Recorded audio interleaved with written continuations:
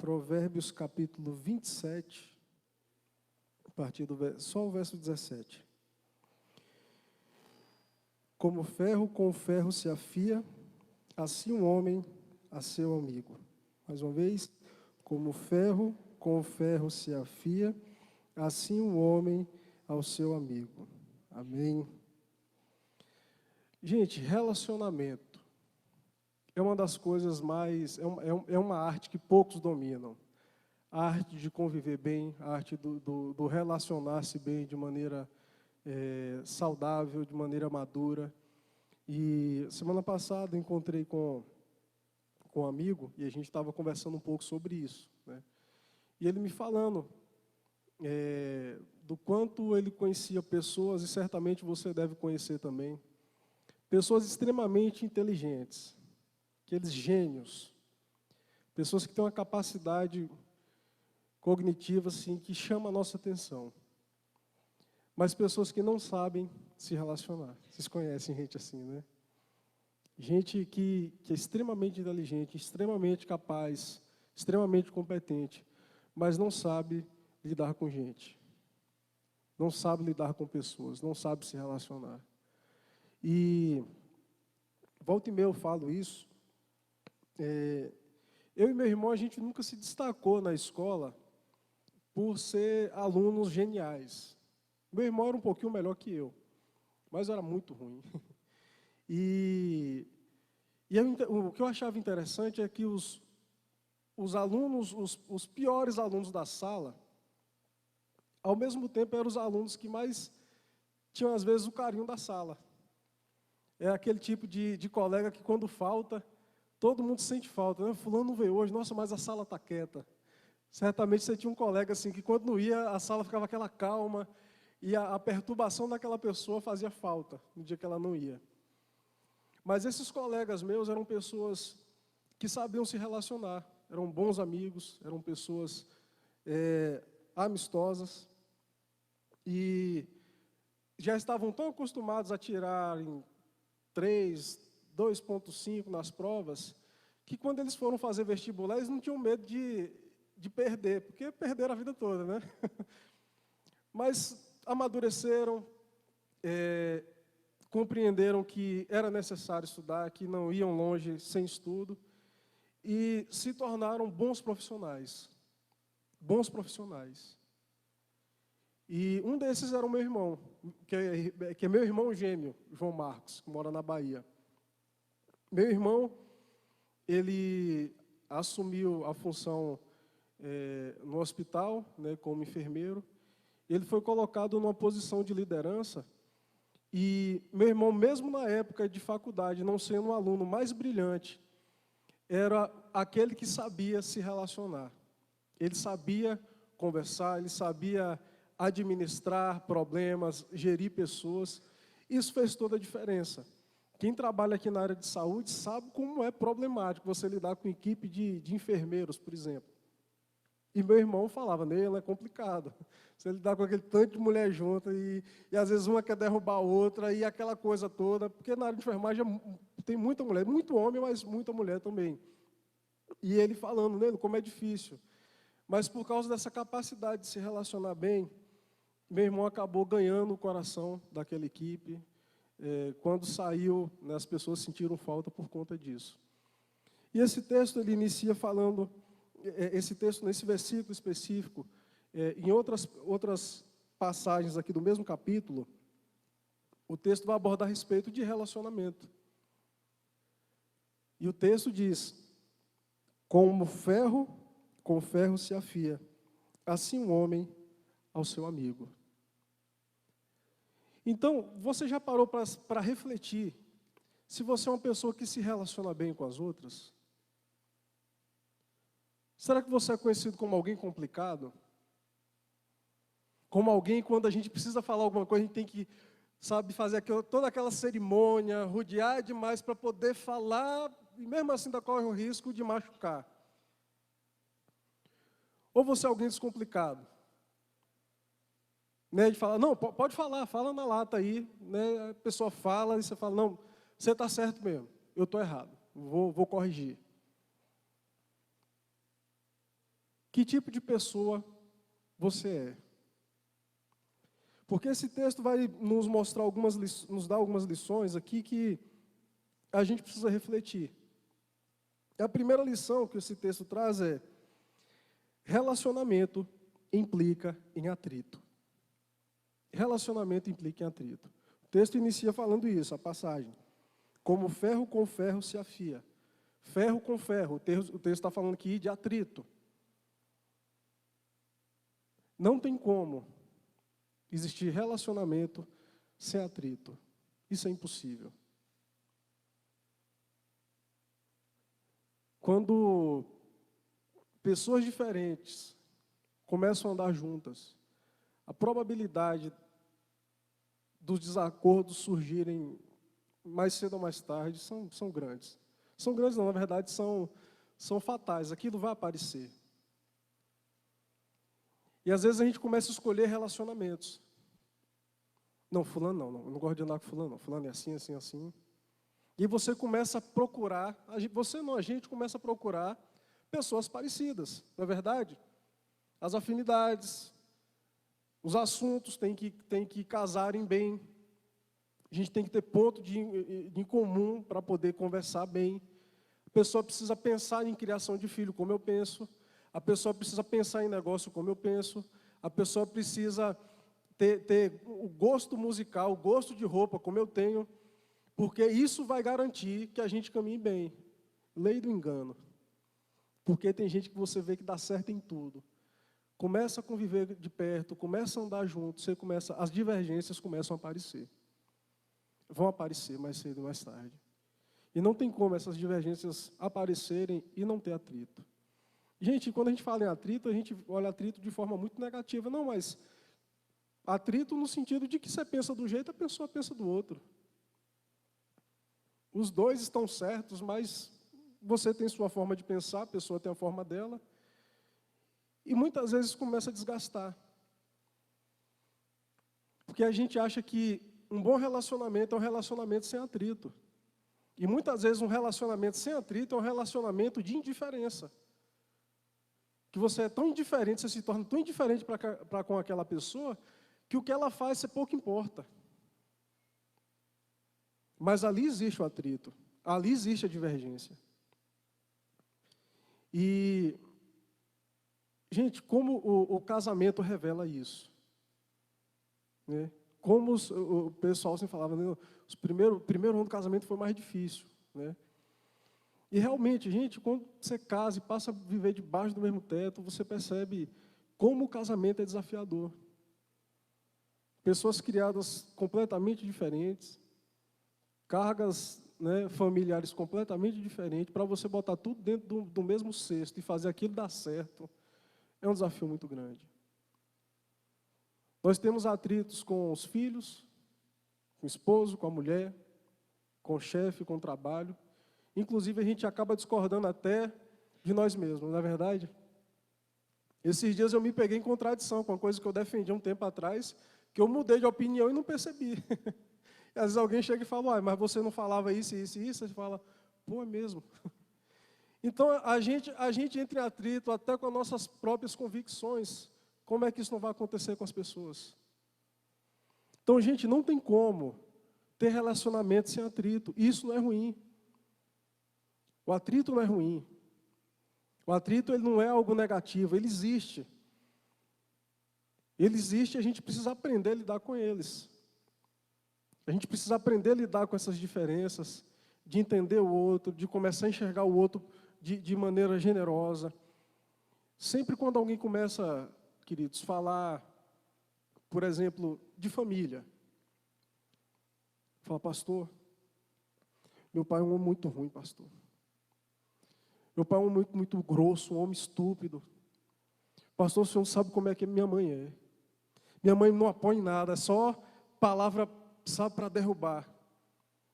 Se você não tiver cuidado, você começa a apedrejar a família da pessoa por causa do relatório da pessoa. E às vezes é mesmo. Mas eu sempre faço essa pergunta. Vem cá, deixa eu te perguntar uma coisa. Como é que seu pai foi criado? Vixe, meu pai foi criado igual bicho. Meu pai apanhava de fio. A me- a me- o mesmo chicote que meu avô usava para dar no cavalo que ele tinha, ele batia nos filhos. Porque a gente não costuma levar em consideração a história da pessoa. A gente enxerga aquele ser humano na nossa frente e fala, não tem nada a ver comigo. E aí você não sabe por que aquela pessoa pensa daquela forma. Você não sabe o que foi construído ao longo da história daquela pessoa para ela pensar daquela maneira. Às vezes por ela ser tão dura, não é justificando, mas às vezes é aquela história de que não justifica, mas explica muita coisa. E a gente começa a querer andar, né, em bandos iguais. E é o que eu falo, gente, o problema não é existir panela. A gente às vezes ouve essa expressão na igreja, não é cheio de panelinha. Para mim o problema não é a panelinha, é estar com a tampa nessa panela, que ninguém entra. Porque os grupos vão se formando por afinidades, não é verdade? A gente começa a se relacionar por afinidades. Então tem um camarada que é todo esportista, tipo o Saulo ali, gosta de pedalar, não sei se está tendo tempo, né, Saulo, para fazer mais essas coisas. Mas um cara que não gosta de esporte, que não se interessa por churrasco, que não... Sabe, difícil o homem não gostar de churrasco, mas quando você percebe, as pessoas começam a se juntar por afinidades. Não existe nenhum problema com isso. Nenhum problema. O problema é quando está com a tampa que ninguém entra. Porque não pertence ao meu meio social,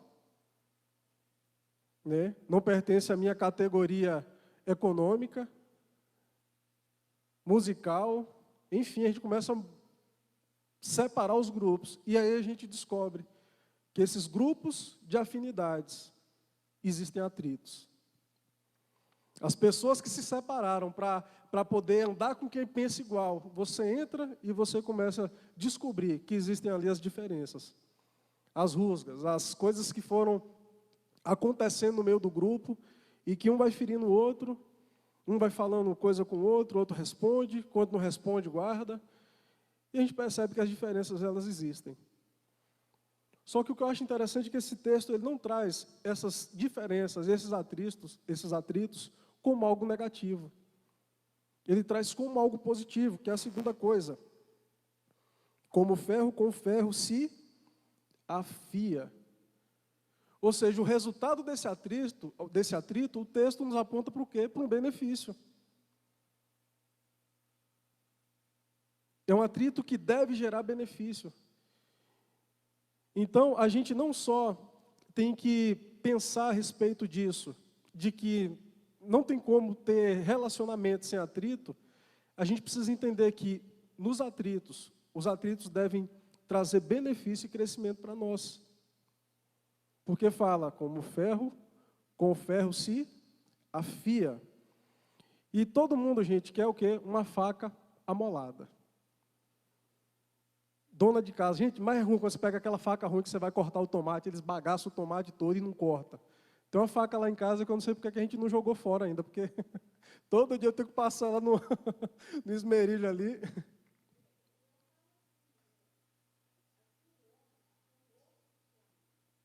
A expressão já muda, né?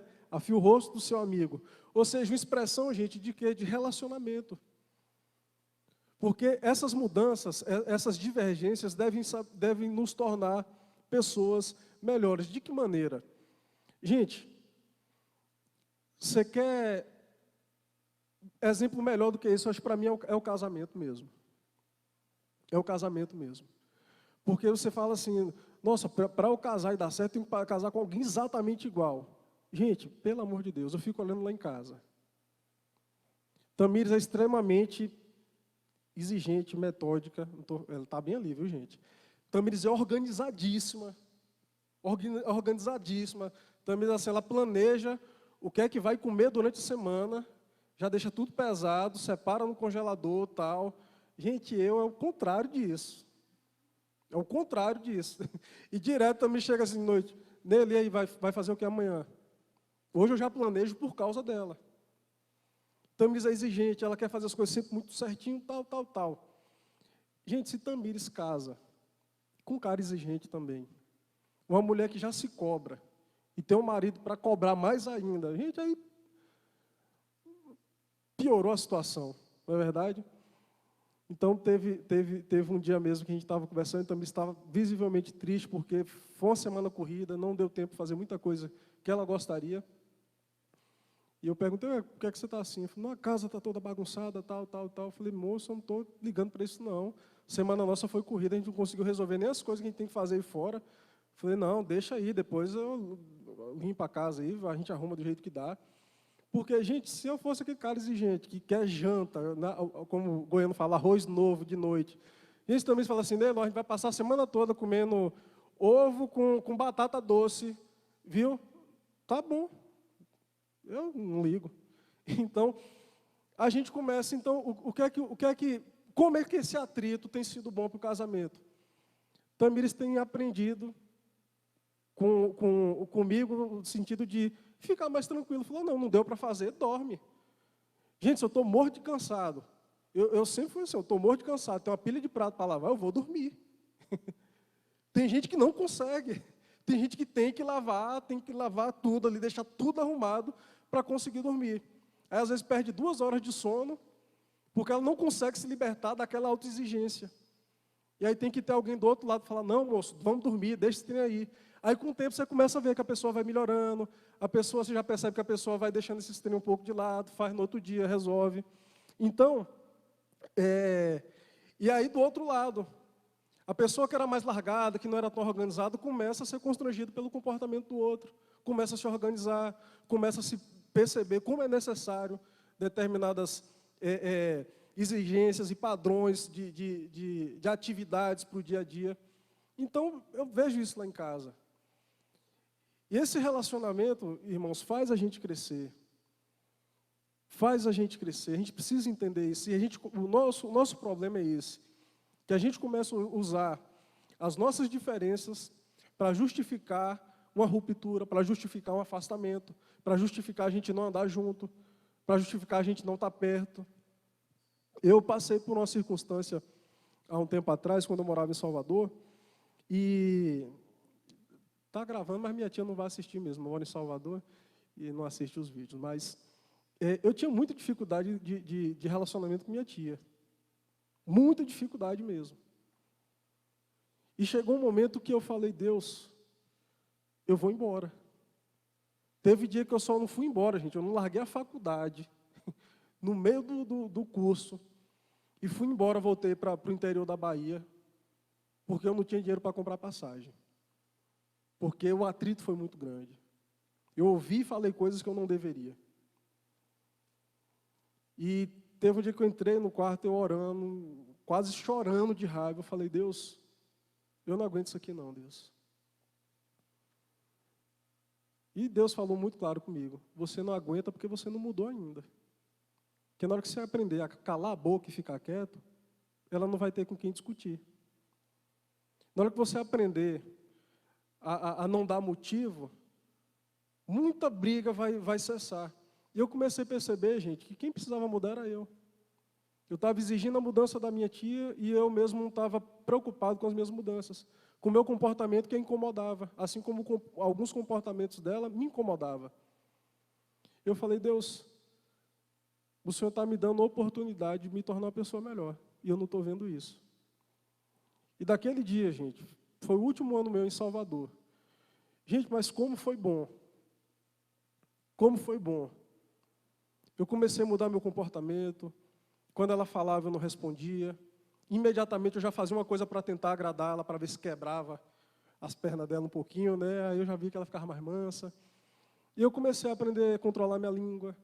Comecei a não murmurar, a falar na hora certa. Gente, como melhorou.